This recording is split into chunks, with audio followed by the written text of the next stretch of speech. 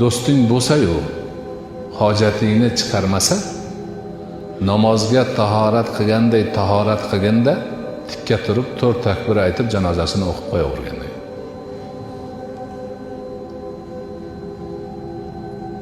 O'sha hojatini chiqarmasa qanaqa do'st bu? Do'stini hojati uchun fidokorlik qilmasa qanaqa do'st bu degan gapni boshqacha uslub bilan aytilgan. Do'stni hojati chiqarish deganda faqat shaxsini emas, oilasi, bola chaqasi, unga ergashgan kishilarning ham hojati shu do'stiniki bo'ladi, shuni chiqarish bo'lgan. Ba'zi azizlar do'sti o'tib ketganidan keyin, vafot etib ketganidan keyin 40 yilgacha haligini oilasini xizmatini qilib yurganlar bo'lgan. Xabar olib, do'stini o'limidan 40 yil o'tguncha do'stini, oilasini hojatini chiqarib, xizmatini qilib, yordam berib yurganlar bo'lgan.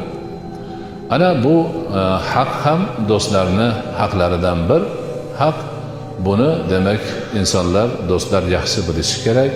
Mana shunga o'xshagan amallarni qilsagina do'stlarga haqiqiy bo'ladi, do'stining haqqini o'zini zimmasidan soqit qilgan bo'ladi.